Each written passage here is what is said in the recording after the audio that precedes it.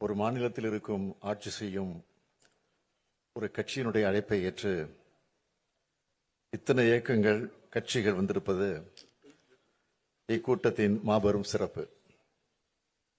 எங்கள் அழைப்பை ஏற்று வருகை தந்துள்ள உங்கள் அனைவரையும் முதலில் வருக வருக என வரவேற்கிறேன்.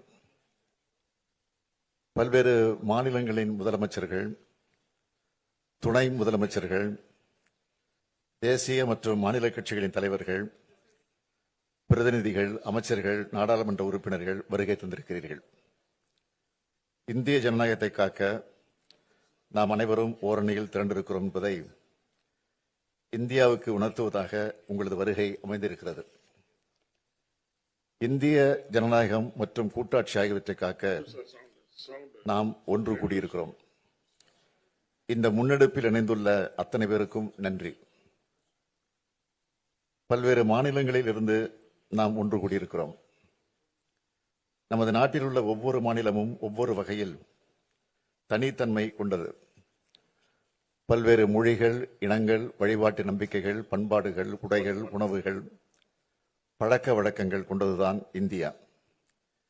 இத்தகைய மாநிலங்கள் சுயாட்சி தன்மையுடன் செயல்பட்டால்தான் இந்தியாவில் உண்மையான கூட்டாட்சி உருவாக முடியும், சிறந்த வளர்ச்சியை அடைய முடியும். அனைத்து தரப்பு மக்களும் போராடியதெல்லாம் நமது நாட்டிற்கு விடுதலை கிடைத்தது. இதனை உணர்ந்துதான் இந்திய அரசியலமைப்பு சட்டத்தை வகுத்த மேதைகள் இந்தியாவை கூட்டாட்சி கொண்ட ஒன்றியமாக கட்டமைத்தார்கள். பல்வேறு காலகட்டங்களில் இந்த கூட்டாட்சி தன்மைக்கு சோதனை வந்தாலும் அதனை ஜனநாயக அமைப்புகள், இயக்கங்கள் தடுத்து வந்துள்ளன. அத்தகைய சோதனையும் ஆபத்தும் தான் இப்பொழுதும் வந்துள்ளது. இதனை உணர்ந்துதான் நம் அனைவரும் கூடியிருக்கிறோம். என்னை பொறுத்தவரையில் இந்திய கூட்டாட்சியை காக்கும் வரலாற்றின் மிக மிக முக்கிய நாளாக இந்த நாள் அமையப் போகிறது. தொகுதி மறுசீரமைப்பு பற்றி நான் உங்களுக்கு அதிகமாக விளக்க வேண்டிய அவசியமில்லை. வரவிருக்கின்ற அல்லது எதிர்காலத்தில் நடைபெறுகின்ற சென்சஸ் அடிப்படையில் மேற்கொள்ளவிருக்கும் மக்கள் தொகை அடிப்படையிலான தொகுதி மறுசீரமைப்பு என்பது நம்மை போன்ற மாநிலங்களை வெகுவாக பாதிக்கப் போகிறது. மக்கள் தொகையை பல்வேறு சமூக நலத்திட்டங்கள் மூலமாக கட்டுப்படுத்திய நம்மை போன்ற மாநிலங்கள் அதன் காரணமாக நாடாளுமன்ற தொகுதியின் எண்ணிக்கையில் நமது பிரதிநிதித்துவத்தை அதிகம் இழக்க நேரிடும். எனவேதான் இதனை நாம் கடுமையாக, ஆணித்தரமாக எதிர்க்க வேண்டிய காலகட்டத்தில் இருக்கிறோம். தற்போதைய மக்கள் தொகை அடிப்படையில் தொகுதி மறுசீரமைப்பை ஏற்றுக்கொள்ள முடியாது என்பதில் நாம் அனைவரும் உறுதியாக இருக்க வேண்டும். இங்கே இருக்கும் ஒவ்வொரு மாநிலமும் பயனுள்ள மக்கள் தொகை கட்டுப்பாட்டின் மூலம் குறிப்பிடத்தக்க முன்னேற்றத்தை காட்டியுள்ளன. இத்தகைய மாநிலங்களை தண்டிப்பதாக இந்த நடவடிக்கை இருக்கப் போகிறது. மக்கள் பிரதிநிதிகளின் எண்ணிக்கை குறைவதன் மூலமாக நமது எண்ணங்களை சொல்வதற்கான வலிமை குறைகிறது. இந்த ஆண்டு காலமாக மணிப்பூர் மாநிலம் பற்றி எரிகிறது. 2 ஆண்டு காலமாக மணிப்பூர் மாநிலம் பற்றி எரிகிறது. அதனால் நீதிக்கான அவர்களின் குரல்கள் புறக்கணிக்கப்படுகின்றன. ஏனென்றால் நாட்டின் கவனத்தை ஈர்க்க அவர்களுக்கு அரசியல் வலிமை இல்லை. எனவே நாடாளுமன்ற தொகுதிகளின் எண்ணிக்கை குறைவது அல்லது நமது பிரதிநிதித்துவம் குறைவது என்பதை நம்முடைய அரசியல் வலிமையை குறைப்பதாகத்தான் பார்க்க வேண்டும். இது வெறும் எண்ணிக்கையை பற்றியது மட்டுமல்ல, இது நமது அதிகாரம், நமது உரிமைகள் மற்றும் நமது எதிர்காலத்தின் நலன்களை பற்றியது.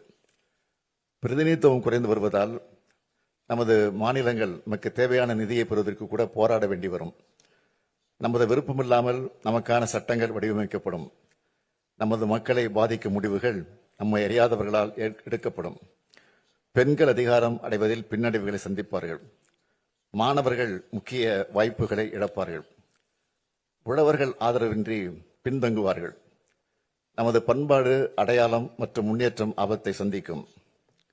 காலங்காலமாக நாம் போற்றி பாதுகாத்து வரும் சமூக நீதி பாதிக்கப்படும்.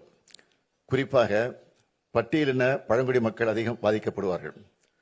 தொகுதியில் எண்ணிக்கை குறைத்து அதை அனுமதித்தாலோ அல்லது நமது மாநில பிரதிநிதித்துவத்தை குறைக்க அனுமதித்தாலோ நம் சொந்த நாட்டில் நாமே அரசியல் அதிகாரம் இழந்த குடிமக்களாக மாறும் அபாயம் ஏற்படும். எனவேதான் தொகுதி மறுசீரமைப்பு விவகாரத்தை சாதாரணமாக கருதக்கூடாது என்று சொல்கிறேன். இன்னொன்றை நான் தெளிவாக சொல்கிறேன். ஜனநாயக பிரதிநிதித்துவத்தை வலுப்படுத்தும் எந்த ஒரு நடவடிக்கையும் நாம் எதிர்க்கவில்லை. ஆனால் அந்த நடவடிக்கையானது நியாயமான அரசியல் பிரதிநிதித்துவத்தை பாதிக்கக்கூடாது என்றுதான் சொல்கிறோம். இந்த போராட்டம் மறுசீரமைப்புக்கு எதிரானதல்ல.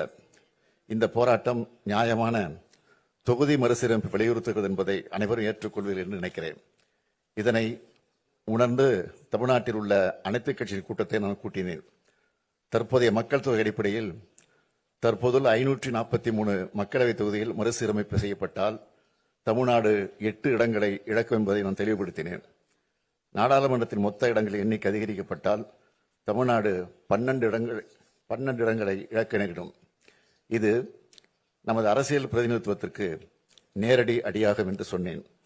மறுநாளை கோயம்புத்தூரில் ஒன்றிய உள்துறை அமைச்சர் அமித்ஷா அவர்கள் ஒரு நிகழ்ச்சியில் பங்கெடுத்து உரையாற்றும் போது தமிழ்நாடு மற்றும் பிற தென் மாநிலங்கள் விகிதாச்சார அடிப்படையில் நாடாளுமன்ற இடங்களை இழக்காது என்று கூறினார். உள்துறை அமைச்சரின் விளக்கம் தெளிவாக இல்லை, குழப்பமாகத்தான் இருந்தது. 2023 ஆண்டு தெலுங்கானா மாநிலத்தில் பரப்புரை செய்ய வந்த பிரதமர் மோடி அவர்கள் சாதிவாரி கணக்கெடுப்பு நடத்தி மக்கள் தொகை அடிப்படையில் சமூகங்களுக்கு பிரதிநிதித்துவம் வழங்க வேண்டும் என காங்கிரஸ் கட்சி சொல்கிறது. அடுத்ததாக தொகுதி மறுவரை நடக்க உள்ளது. காங்கிரஸ் கட்சி சொல்வதைப் போல மக்கள் தொகை அடிப்படையில் மக்களவை தொகுதி மறுவரை செய்யப்பட்டால் தென் மாநிலங்கள் 100 தொகுதிகளை இழக்க நேரிடும். தென்னிந்திய மக்கள் இதனை ஏற்பார்களா என்று கேட்டார் பிரதமர். இதன் அடிப்படையில் பார்த்தால் தொகுதியில் எண்ணிக்கை குறையும் என்பதை அவரே ஒப்புக்கொண்டுள்ளார் என்பதை உணரலாம். எப்பொழுதும் மாநில உரிமைகளை பறிக்கிற கட்சியாக பாஜக இருந்துள்ளது. அவர்கள் தங்களது உள்நோக்கத்தை தொகுதி சீரமைப்பு திட்டத்தில் செய்ய நினைக்கிறார்கள். இதனை எந்த மாநிலமும் அனுமதிக்கக்கூடாது. இந்த அச்சுறுத்தலை உணர்ந்து முன் எப்போதும் இல்லாத ஒற்றுமையுடன் தமிழ்நாடு செயல்பட்டு வருகிறது. இதே போன்ற ஒற்றுமையை இந்த அரங்கில் உள்ள அனைத்து மாநிலங்களும் காட்ட வேண்டும் என்று கேட்டுக்கொள்கிறேன். இந்த கூட்டு நடவடிக்கை குழு கூட்டத்தில் விவாதிக்கப்பட்டு நிறைவேற்றப்பட வேண்டிய தீர்மானங்கள் குறித்த உங்கள் மதிப்புமிக்க பரிந்துரைகளை பகிர்ந்து கொள்ள அனைவரையும் நான் கேட்டுக்கொள்கிறேன். இந்த குழுவிற்கு நியாயமான தொகுதி மறுசீரமைப்புக்கான கூட்டு நடவடிக்கை குழு என்று பெயரிட நான் முன்மொழிகிறேன். நாம் தொகுதி மறுசீரமைப்புக்கு எதிரானவர்கள் அல்ல, நியாயமான தொகுதி மறுசீரமைப்புக்கு ஆதரவானவர்கள் என்பதே இந்த பெயரே சொல்லும். ஒரு நாள் நாம் கூடி ஆலோசித்து தீர்மானம் நிறைவேற்றுவதில் மட்டுமே இந்த போராட்டம் முடிவடைந்துள்ளது. உரிமையை நிலைநாட்டிட தொடர் நடவடிக்கை மேற்கொள்ள வேண்டியது மிக அவசியம்.